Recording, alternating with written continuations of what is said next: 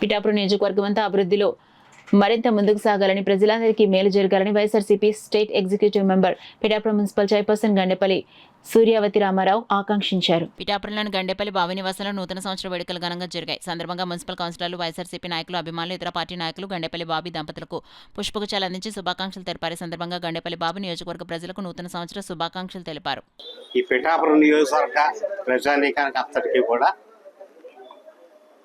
నూతన సంవత్సరం శుభాకాంక్షలు తెలియజేసుకుంటా ఉన్నాను. అదేవిధంగా ఈరోజు ఇక్కడికి నన్ను విష్ చేయడానికి వచ్చిన పిఠాపురం పట్టణ మున్సిపల్ కౌన్సిలర్లు, అన్ని పార్టీలకు చెందిన నాయకులు, సామాన్య ప్రజానీకం, వివిధ వర్గాలకు చెందిన వారందరూ కూడా ఈరోజు వచ్చి నన్ను కలవడం, శుభాకాంక్షలు తెలియజేయడం జరిగింది.